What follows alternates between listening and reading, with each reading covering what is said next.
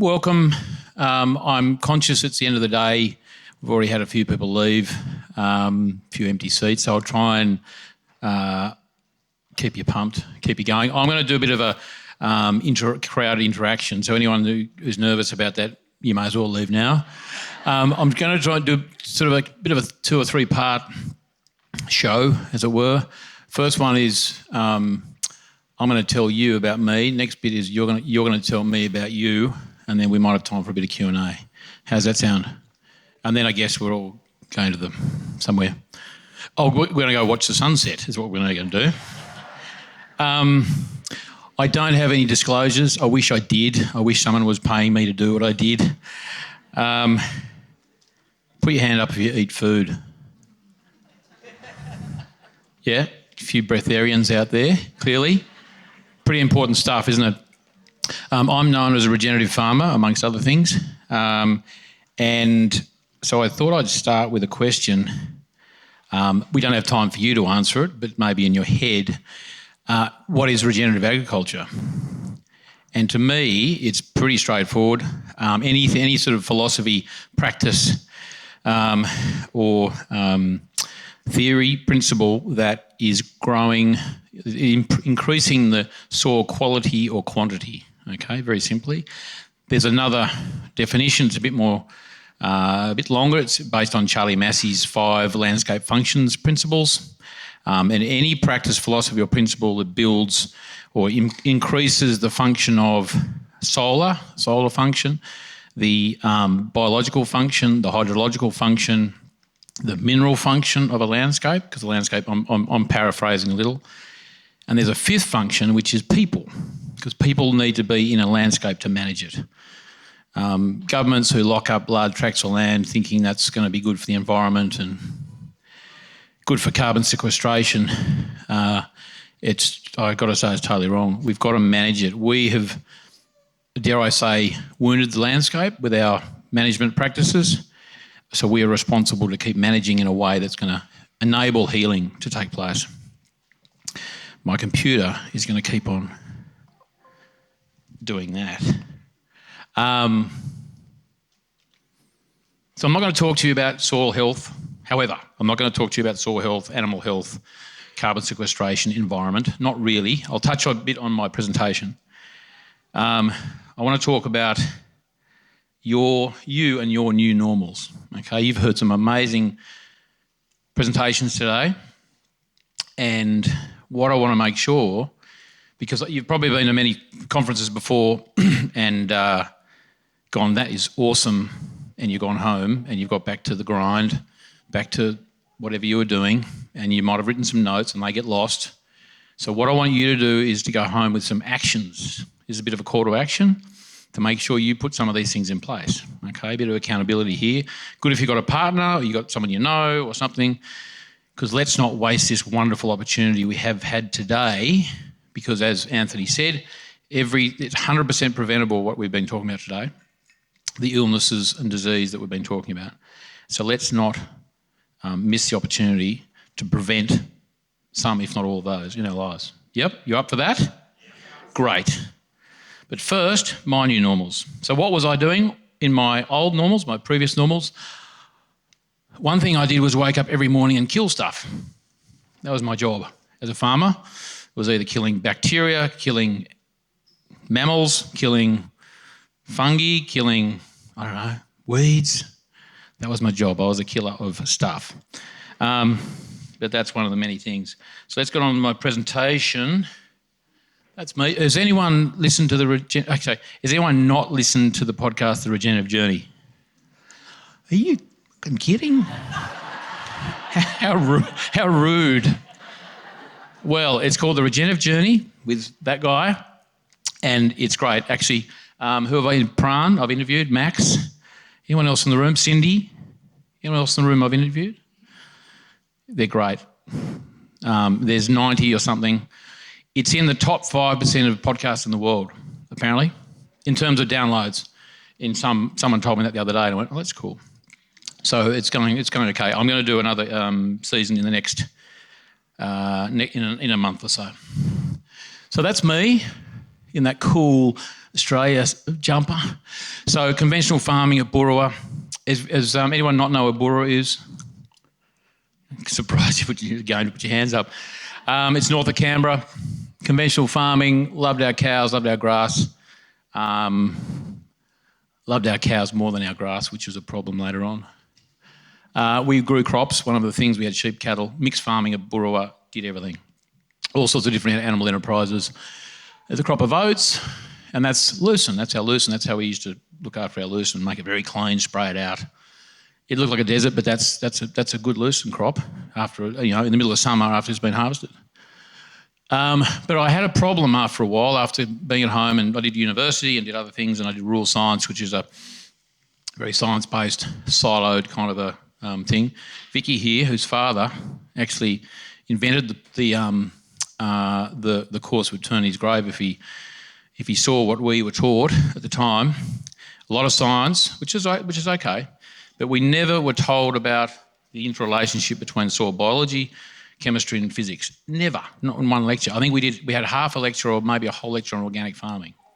In 4 years. 4 years of, that's 40 units. Anyone who's been to uni, it's a pretty solid 4 years. So I went home, I managed the way we did conventionally, and then I got to points where I had paradigm, I didn't actually have a paradigm shift. I had tension events where I saw soil blow away in the wind. I had financial pressure, I had mental pressure, I guess, back then.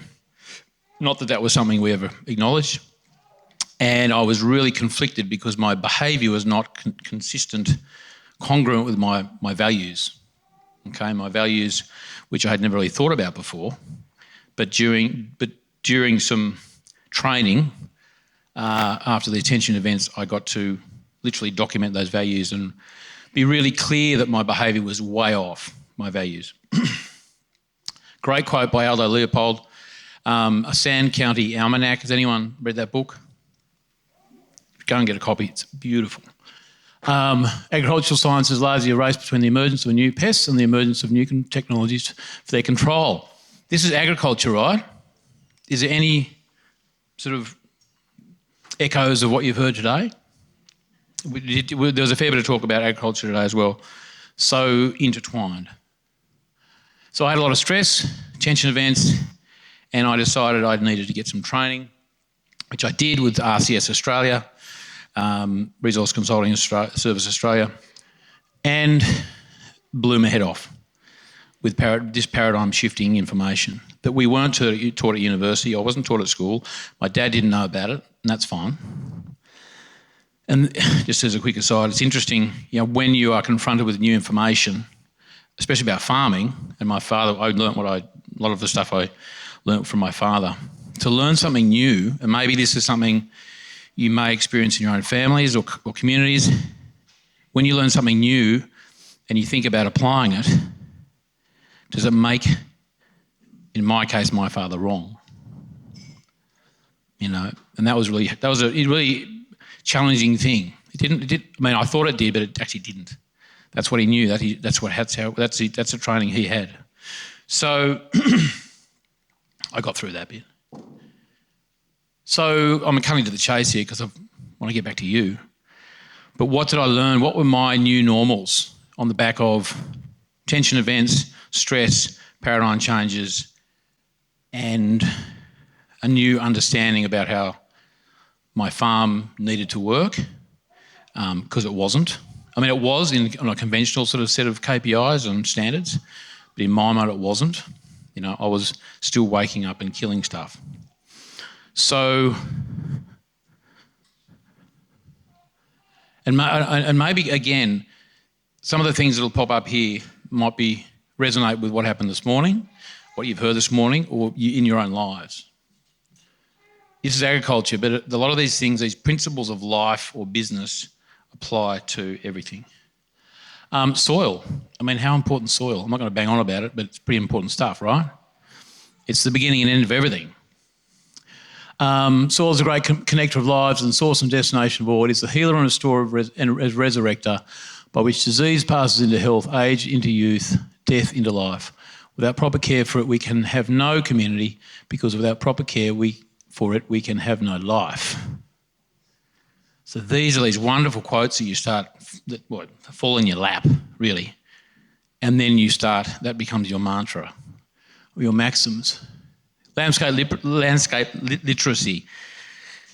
I got to learn how to read my landscape, what to look for, what to feel, what to observe. A great skill for any farmer is observation. But you've got to feel it too, In biodynamics, we talk a lot about intention and feeling and the vibe, the energy of it. And you can too. Call it your own body's literacy. What are you feeling? What are you seeing? What are other people telling you? What didn't you see before? So I got to know, and I'm still learning. It's a lifelong exercise in understanding and reading and listening, right?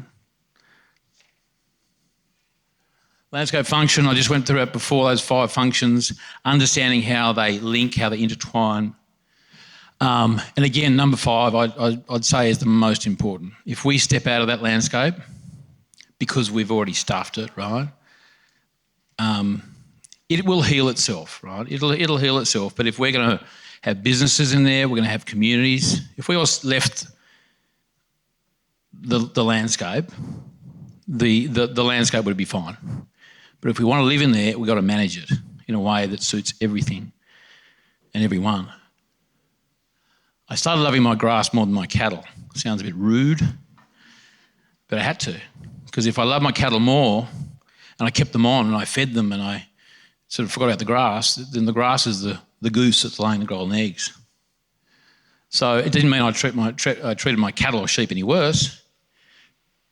But when it was time to destock, we destocked. Grazing principles, again, I won't go into all them. They're a cornerstone of good regenerative farming in a grazing situation. It's all about small mobs in small areas for short periods of time. Large mobs in small areas for short periods of time, with so many benefits. Carbon sequestration, mainly, water holding capacity, biodiversity, improvement of pasture and health. This is, prescriptive health versus enabling health. You could just swap those words out. Gone were the days of an agronomist saying, here's what you've got to do for 12 months. And I just go tick, tick, tick, tick. Where I abdicated responsibility for decision making.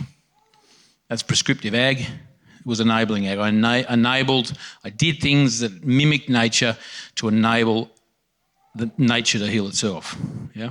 And then I can do my ag within that environment much more easily. Here you go. This is actually, I could do a farm one, but there's a health one. It's the same thing. Look at the root cause. Because in farming, we've got a weed, we'll spray the weed. What happens? Another weed comes back. And you disrupt the cycle, the natural succession of growth, of pasture in a crop. And so it doesn't matter if it's a pest animal or a pest weed. We don't have weeds anymore. Weeds are messengers. Attitude, we totally changed our attitude to weeds. Thistles, I love weeds. I love thistles now. I used to chip them as a kid. That's how I earned my pocket money. But they're deep tap rooted. They have wide rosette. Weeds are trying to do one of 3 things, or all 3 things: accumulate nutrients, cover the land, and penetrate through hard soil. And if you spot a weed, and we do now, we go, "What are you telling me? Thank you for being here, and thank you. You're not a bad weed, because if I took you out, a much worse weed would be recruited by nature to step in to do the job." So we stopped spraying.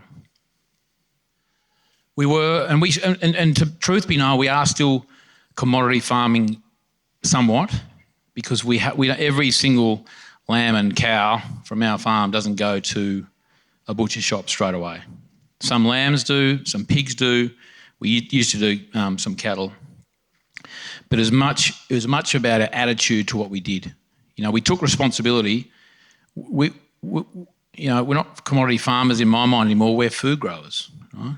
We have a responsibility to grow food that's feeding people and their children, right?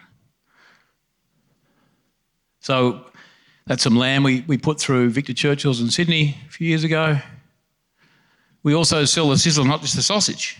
The stories we can tell is we're so blessed that we have, I mean, the good and the bad about social media, but we have opportunities. Everyone's got a lovely story to tell. And if we can tell it well, we can sell product and we can educate people. So we do a fair bit of that.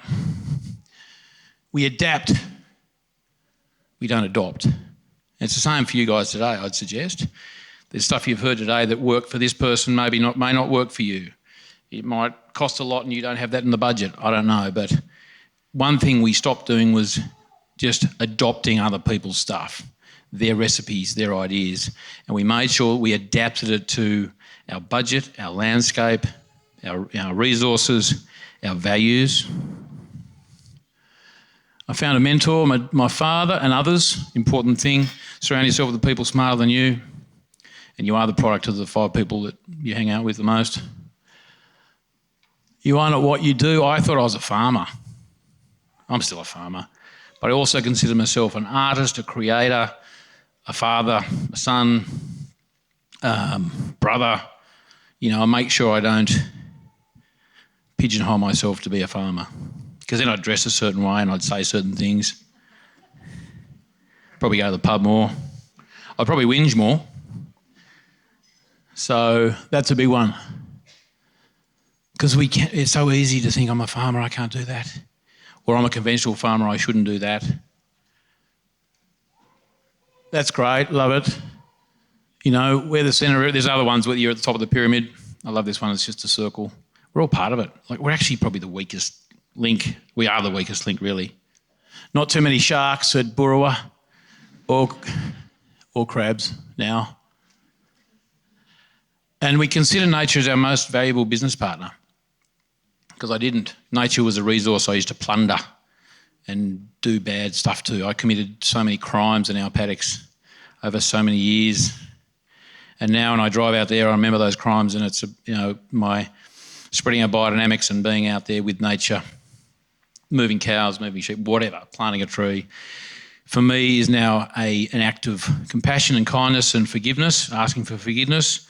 We're giving back to a landscape that, many generations have not treated as well as it should have. It's the most forgiving, permanent, compassionate, powerful part of my business. And when you consider it that, you will treat it totally differently. Gut biome, soil biome, very similar, under a microscope, I believe. Haven't done much microscope work since university. But a lot of similarities with today. I mean, plants, it's kind of like our guts on the inside, animals' guts are on the inside, plants' guts are on the outside of them. The soil is their gut. This is lovely, Albert. Gee, he had a lot of quotes, didn't he? I reckon some people have made some up and said, put Albert Einstein. I hope this is the right one. 5 ascending levels of intellect: smart, intelligent, brilliant, genius, simple. That's what we're trying to do, simplify all the time. Now, the funny thing is, nature is not simple. It's always looking to become more complex. 80% of something is better than 100% nothing. Perfection is the enemy of progress. So I'd suggest maybe don't do 100% of what you heard today before. Do a percentage. Don't be put off by it all. That's some of our paddocks. We're actually pulling that fence down about to sow a crop, but that was normal. That same paddock now. Canola. Not GMO. This isn't the days before GMO. That's that paddock now. See that? There's the laneway in the road. Not quite on the... There you go. Those trees are twice the size now. That's like a forestry project. We hang out with cows. That's cool. If anyone wants the therapy, hang out with cows. Yeah? So cool. We hang out with pigs too. And this is on Wednesday. This is part of biodynamics. So they're the cows, and we collected the shit from the cows. In the middle there, see cow horns in the trailer. They're stuffed with lactating cow manure. Yep. And that's my daughter Lila's couple of buddies and some Brock and anyway, our sort of basically our family. They're Hamish Mackay, legend. He's a freak. Who knows Hamish Mackay? Cindy, you know him. Oh, he's he's the smartest bloke in the world. We do our biodynamic workshops together. Incredible man, incredible man.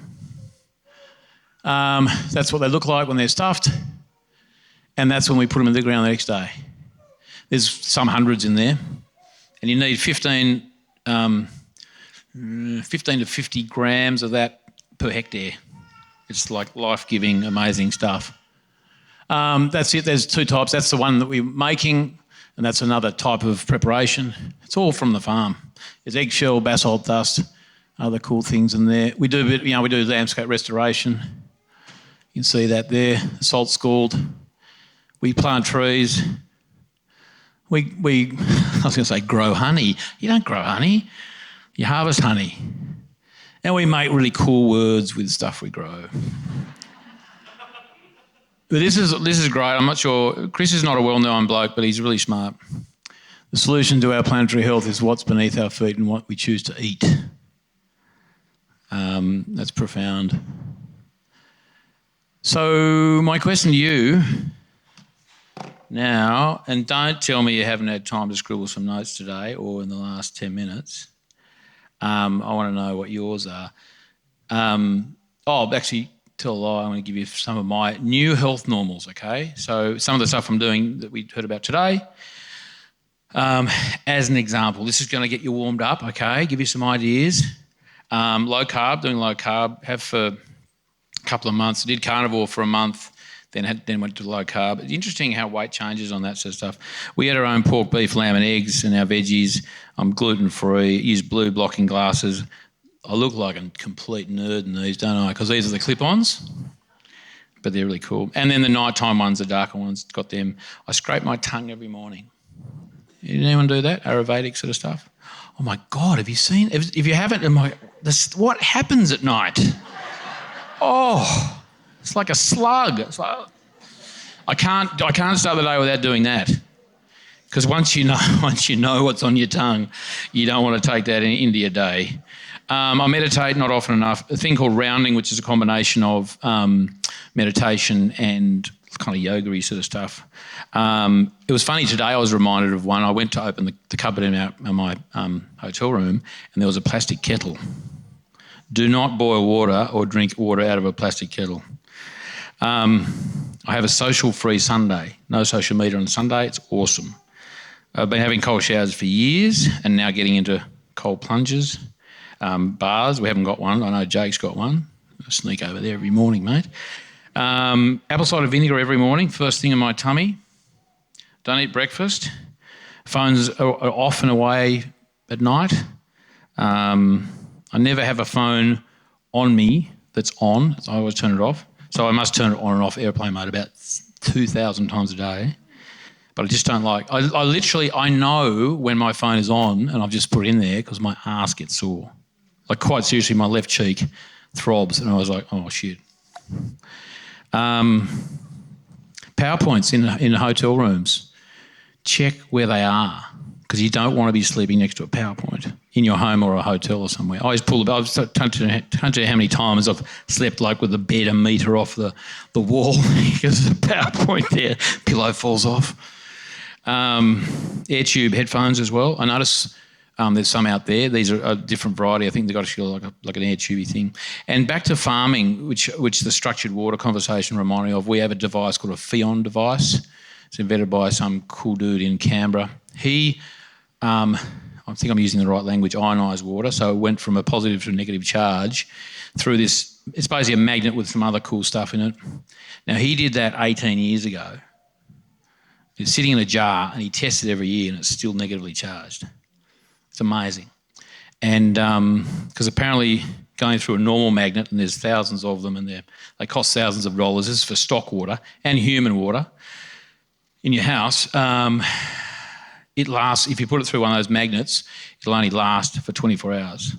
So this thing will last forever. We can have it on a bore. We've got it on a bore. It runs into a tank. That water can be in a tank for 3 months and it's still... In the best, again, my limited knowledge of structured water, in the best anatomical, I guess, or molecular structure for consumption by animals and humans. So what about you? Oh, one more thing. and preventable. We can all do it. If you don't do this stuff for you, do it for your kids. If that doesn't motivate you, get out. Because our job as parents is to prepare our children to leave us, right? Is it not? What happens if our kids leave the house, I don't know, 18, 17, and they can't survive in the world? I'm not talking about money in the bank. I'm talking about socially, culturally, economically. It's our responsibility. And so what you put on the kitchen table, your habits, are going to stand your children in good stead. So prepare them to leave you. And it's all about habits, isn't it? People do not decide their futures, they decide their habits, and their habits decide their futures. Correct? So this is about what habits are you going to put in place when you leave here tonight. So let's start with Pran, who, fun fact, I was in The Matrix. I was an extra. There was a shot, you know, when Keanu, no, there's no bullshit, when Keanu's walking down the road and old mate's in front and he's like parting the crowd and he's getting hammered. I'm the guy, you slow it right down, whose shoulder barges him. Doof. That, I'm not making that up. I mean, that was like as if you'd make that shit up.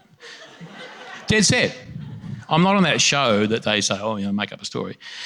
Bran, anything you want to... Someone nominate. Someone write something. If while you're listening, write some... No, seriously, write some shit down. Just put it on your notes. So what did Pran say that you thought you might do? Is it go and watch The Matrix? Say again? Build a life, don't take a holiday to escape it. Awesome. So easy to forget, isn't it? It's like, oh, I need a holiday from my life. Why? If your life was cool. Yes. Anyone else? Pran stuff, heavy stuff. There was a movie there, something about Sonia. Was there something... I want to try and track that one down. Interstellar. Yeah, that was one. There was another one there too. Anyone else? Anything else? Life is happening for you, not to you, definitely. Just one that he did remind me of, something would be wonderful if the governments were to combine the Agriculture Department with the Health Department. The biggest step forward in Australia or the world, wouldn't it?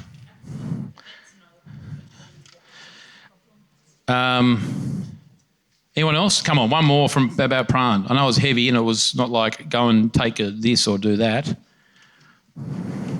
I think this was Pran that said it. It might have been said a couple of times, but not to go out preaching to people about, you know, how they need to change, but change yourself. Yeah, be the thing you want to be in the world or whatever the thing is, definitely. And I always like put something on the table and just let them have a look and let them have a feel, you know. Okay, Natalie. Anything that Natalie said resonate? I've got a whole list here, but that's not my job. Come on, hands up, yes. Lady over there. Are you feeding yourself for calm or chaos? This is great. There's a bit of repetition of some of the lovely words, but I'd like to... Is there which is great, but was there anything that I'm going to go home tonight and throw out my, I don't know, processed bread? The biggest thing that I got from Natalie was self-love and the importance of that. Yeah, male farmers aren't good at that sort of stuff. We should be, though. We're in such a wonderful environment for that to take place. There is no better place than going hang out with cows or under a beautiful big old tree. I got from Natalie, species people don't diet, they just eat a species-appropriate diet. Perfect. So what are we going to do tonight? Eat appropriately. Definitely. Was there another one here? Yes. Self-love, yep. Awesome. Yeah, chicks are better at that. They kind of... No, I've known a few chicks in my day and I reckon they're a bit better than the boys at that sort of stuff. I'm sure there's a whole lot of stuff going on because there's not much going on in the boys' heads, I tell you. Yep, one more. From Natalie, Yep. to know what your values are, and then they're not negotiable. Totally. Yep. Thank you. Yep. That business and personal too, I'd say. I love the one about obligations versus commitments, internal and external. That was really cool. I like that. Jalal, he's funny. Is he here? He is too. Well, I've already texted him going, mate, can I get an appointment for my kids? So no one's allowed to get one until I get one, okay? Don't text him yet. You want? I know. Check this out. I got an OT. I forgot to put my plate in this morning. And I'm sure he's looking at my face going, no, I can't help you at all. Anything? Jake? For me, with Jalal, it was to investigate breath work a bit more and the effect, the physiological effect that it can actually change the appearance of your face. So big one is tape your mouth at night and breathe through your nose and observe your jawline and if it changes. That was fascinating. The small jaw, then the constriction, and then the posture change. It's like such a knock-on effect. And it's just like farming. You take something out of there, or you put something in that's not natural or kind of not part of the natural sequence, and there's always knock-on effect. It's fascinating. Anything else? One more. Come on, it was a bloody good prezzo. Cranio-osteopathic. Yep, totally. Oh, there's a mic over there. Hi, Charlie. It's Trish. Hello, Trish. Trish is one of our biodynamic graduates. She's awesome. She turns up she didn't turn up last Wednesday to our monthly webinar. What I took from that was the importance of having the cranial structure done first, which my daughter and I proved a couple of years ago, having our atlases adjusted with Atlas Prophylax, which we had never heard of. That completely fixed all of my whiplash, my neck, migraines, the whole thing. So, yeah, and look, I am guilty. I've got aligners in at the moment. But everything else, it's changed my life. So that resonated with me. Awesome. Conscious of time, Anthony, he didn't have much to say, that bloke, did he?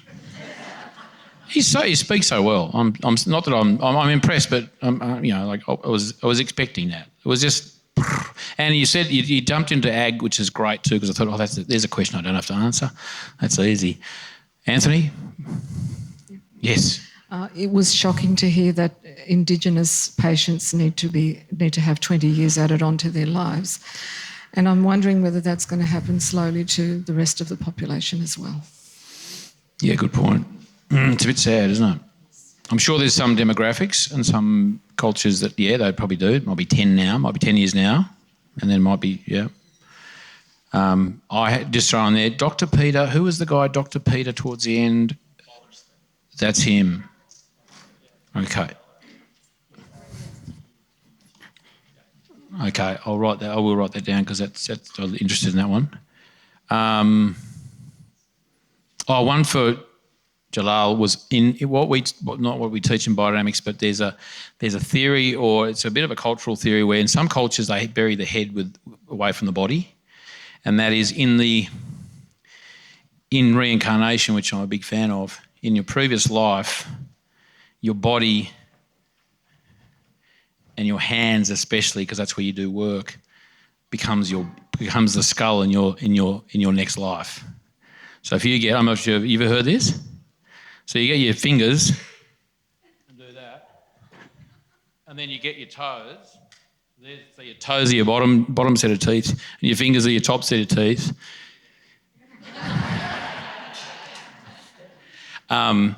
And so what's really interesting about that is that the work we do with our hands in this life and how creative we are and how we use it becomes our head in our next life. And a lot of the kids now are like, what are they doing with their hands? They're like playing on things and they're on keyboards and they're not being creative. The way we retain our genius is through creativity, right? And if we lose that, then, we've got to be kind to our future self. So let's get creative with our hands. Let's make stuff. Let's be creators. And then we're kind of giving our next life, our heads in our next life, a bit of a head start. Is that a bit out there? Is that a bit too spooky wah-wah for people? Yes, Hesty. I really enjoyed Anthony's speech that just because you don't accept treatment in a traditional Western sense from a doctor doesn't mean you're getting no treatment. Acknowledge and be really confident that you've chosen lifestyle therapy. So be really proud of that and courageous with it. Don't go looking for the doctor that's already holistic, but be a proud patient to go in there and try and influence their life. Be proud that you are making differences in your life and you've chosen your own lifestyle therapy. So have that conversation with your doctor instead of going out and looking for these 1%ers who are already holistically trained, and we can be the change that we need as patients, and we can help move the medical world forward.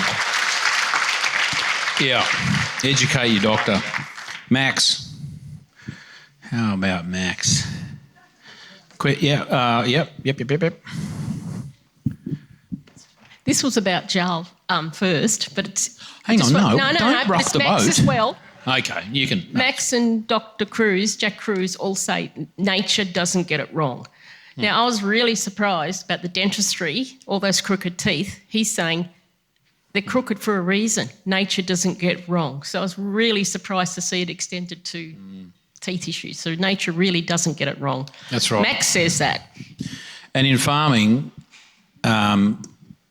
whoever fought nature and won in farming, that's another thing. Like, let's mimic nature, not fight nature. There was a hand back there, I think. Yeah, we've got Peter back here. I'd like to say Max simply put the heart pushes and the peripheral vascular system pulls. It's not just a heart pump, if you know what I mean. So I found that very inspiring, interesting. I understand, and I might need clarification from Max and Anthony and any other doctors in the room, that in utero, before the heart pumps, the body is already pulsing. The arteries are already pulsing. Is that true?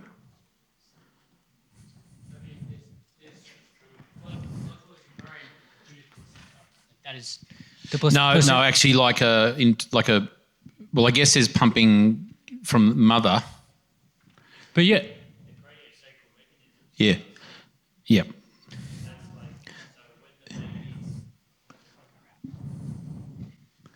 Give the bloke the mic.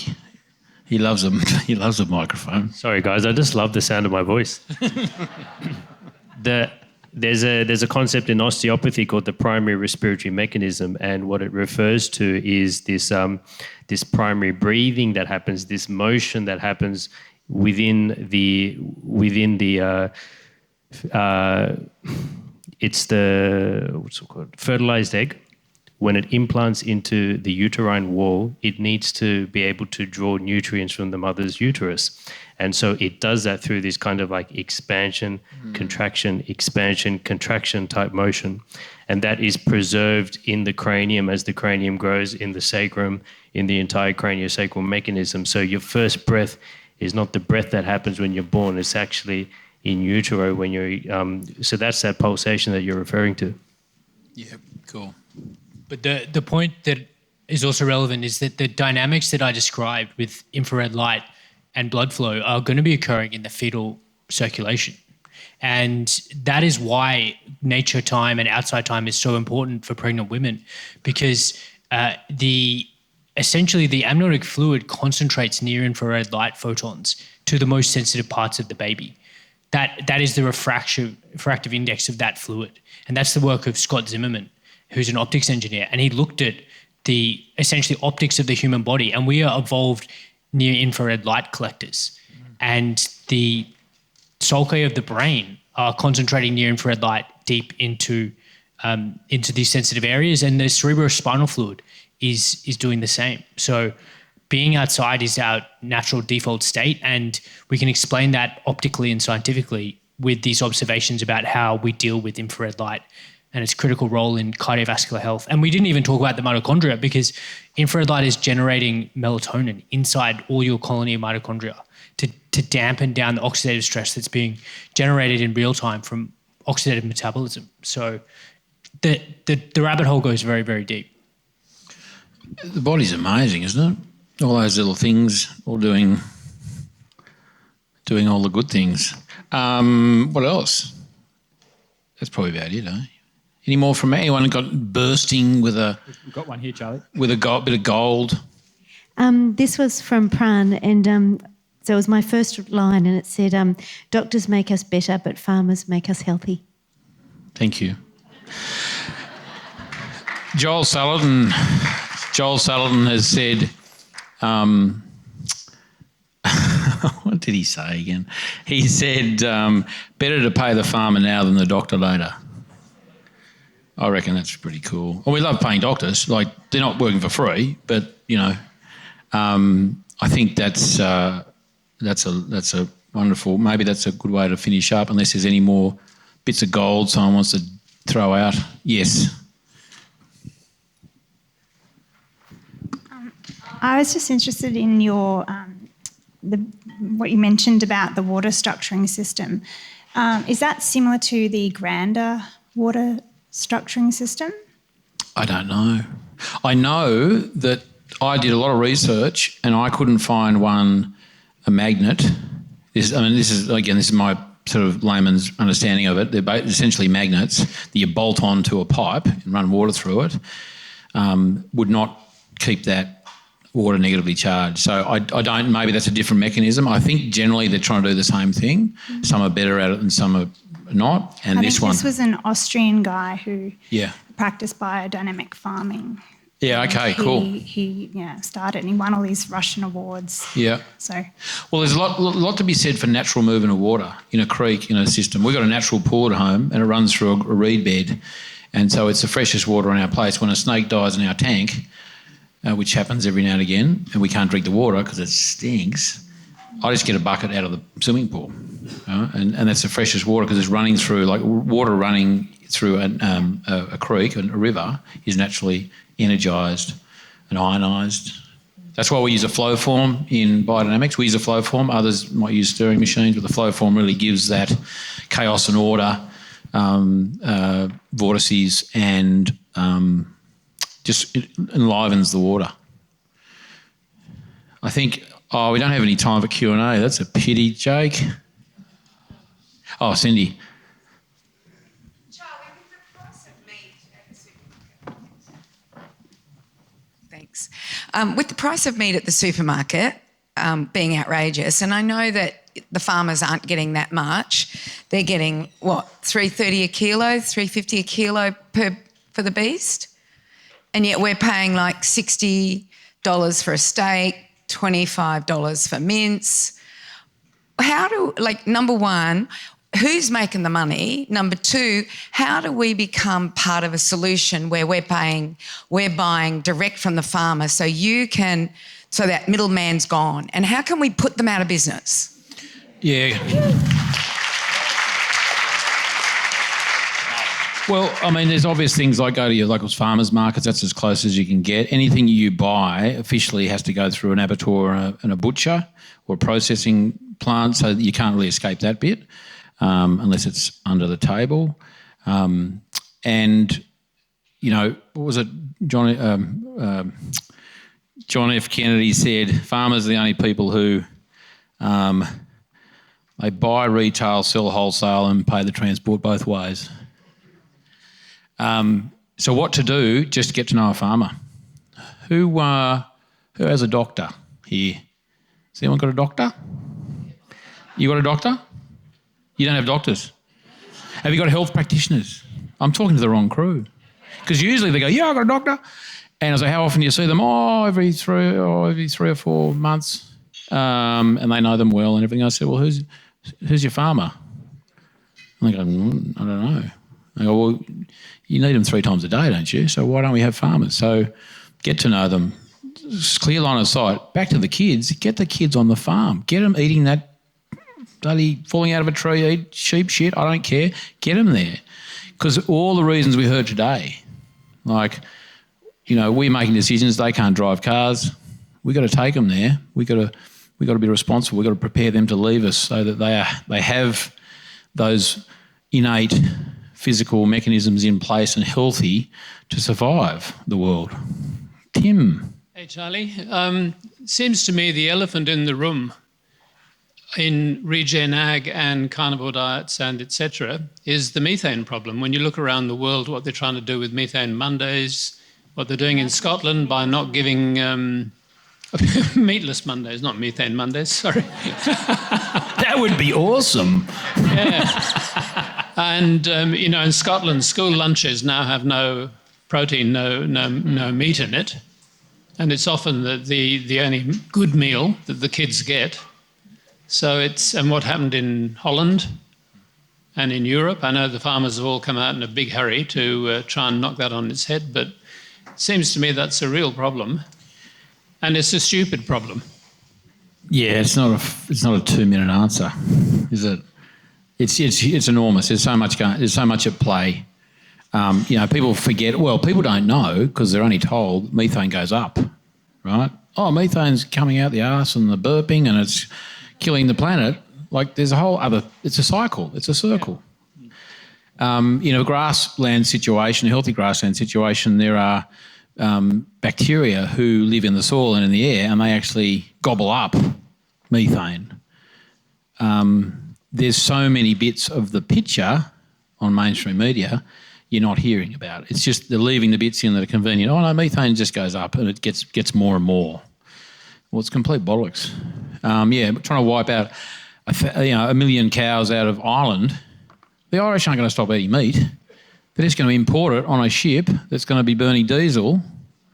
Like, it's like, is this a movie we're in here? It's crazy. And no one who can is, we can have conversations and we can rally and carry on, but no one who can actually make decisions at this point is saying anything. They either don't know or don't want to know, or they're on the take, or all the above. It's horrible. All right, thank you so much, Charlie Arnott.